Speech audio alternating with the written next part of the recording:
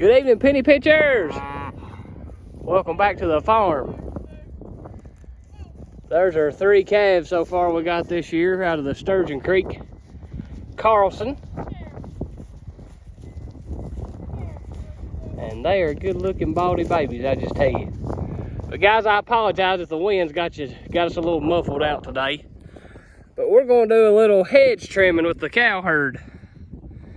We're fixing to go right over there where the side-by-side is and turn these cows into some grass that we don't have no fence around, and it's kind of wet when it rains a lot.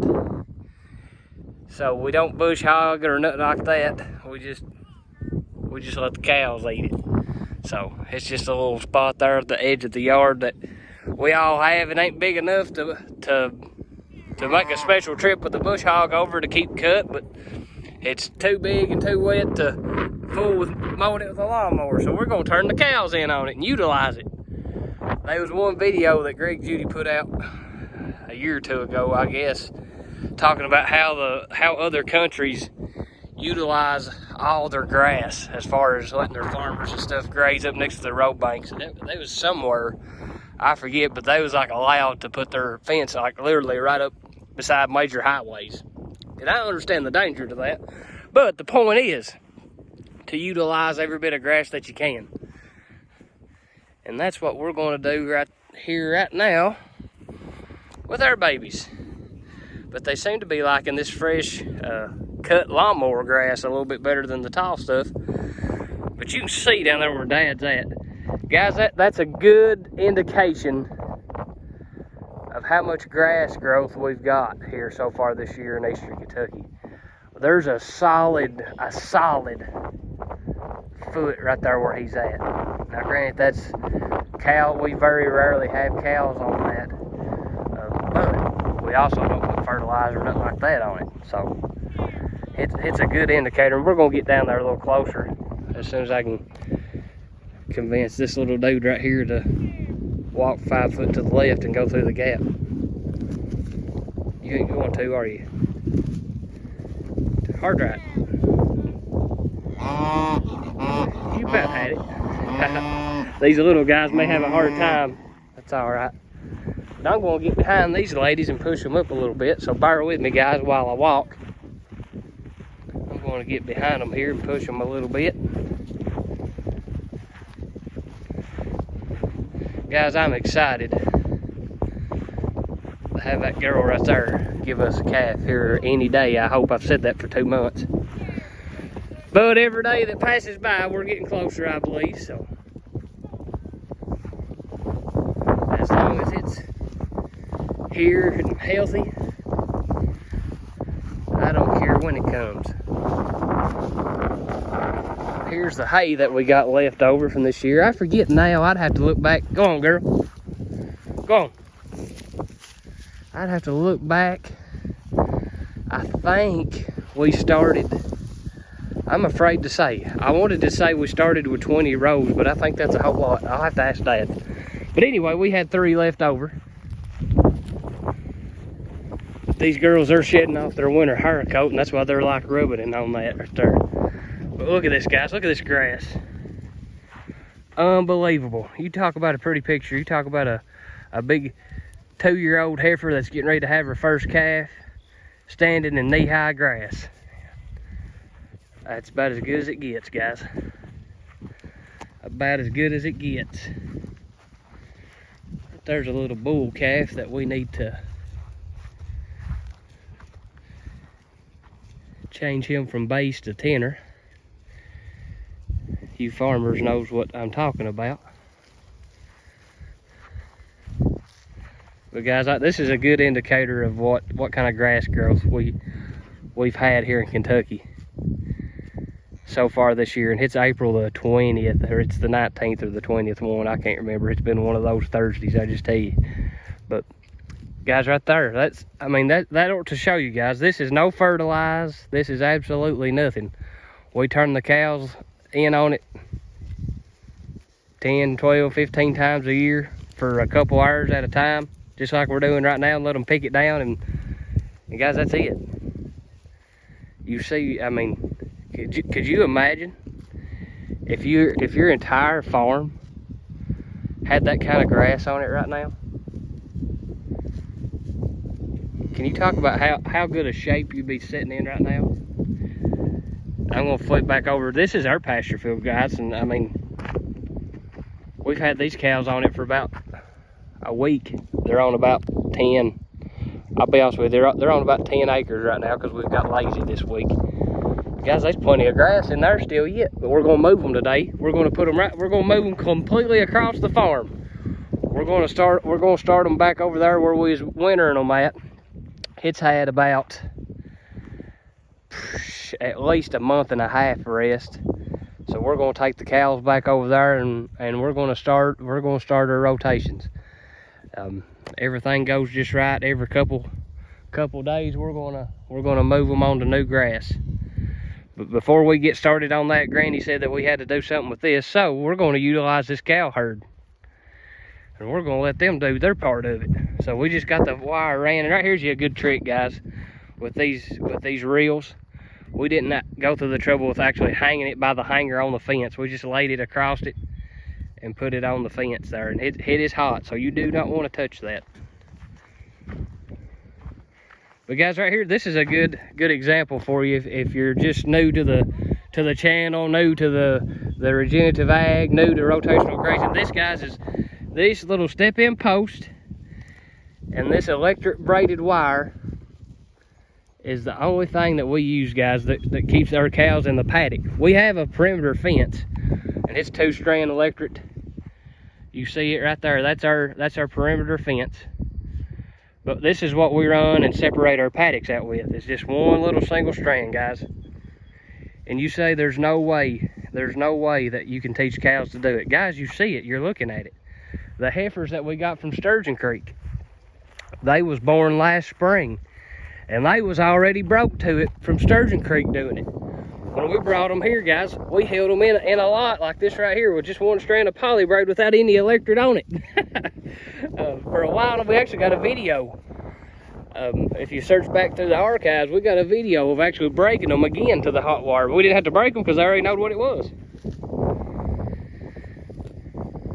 But right there, guys, I tell you what, that's about as pretty a picture as you can get right there. About as pretty as you can get. A 2-year-old heifer fixing to have her first baby, standing in knee-high grass. But guys, this is a perfect example to you of kind of the whole concept of mob grazing. You hear a lot of your regenerative agriculture people talk about mob grazing, and it's the same concept. It's the same concept as rotational grazing, except a mob grazing is more intense. So a mob grazing model would be exactly what we're doing right now, putting the whole herd on a very, very, very small acreage. Like this would be the only amount of acreage we would give these cows for like half a day. But we would come we'd move them here at first thing of the morning and come back at like dinner time and move them to another spot at the same size. And they do that twice a day, every day with mob grazing, guys. Some of them do it 3 times a day. So you're getting that much animal impact on a small piece of ground all at one time. But what that does is creates a long recovery period.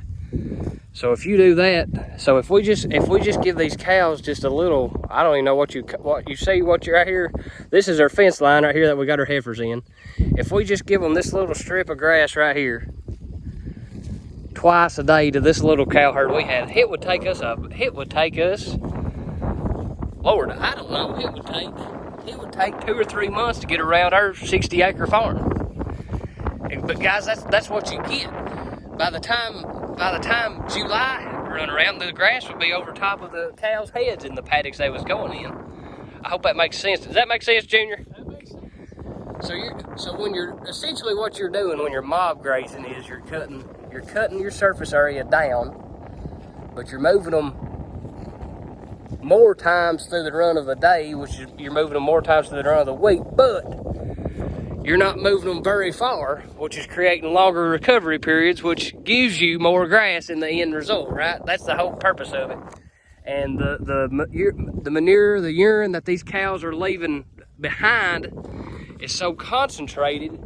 It's essentially like literally pulling a fertilizer cart over top of your ground. But guys, that's mob grazing. That's very intense. That's what you full-time farmers, full-time grazers, that's what they do. If you work, got a full-time job, it's not feasible to go out and do that. It's not sustainable. I'll say that. You might do it for a period of time, but it's not sustainable over a lifetime, or I wouldn't say it's sustainable over a couple year time. You get burnt out, and you would quit, because that's a lot. That truly is a lot, but it reaps the benefits of it. So for us, we just got what they call rotational grazing, which is it's the same thing, but just not as intense. We put our cows in a paddock of a couple, 2, 3, 4, 5 acres. Sometimes when we're lazy, 10. We'll leave them there for a couple days, then move them on to the next, guys. And so what that does, instead of letting your cows graze your entire farm at one time, they're pulling off the best that grows all day, every day, and you're never giving your farm to rest and recover. By doing this right here, guys, you're giving your farm rest, and that's what it takes, guys. That's what it takes to grow grass without chemical fertilizer, without pulling the chain drag behind you every year, without getting the lime truck to come, the fertilizer truck to come, without doing that extra added work, extra added expense. This is how you do it, guys. You move this little step-in post and that little wire. That's all you do.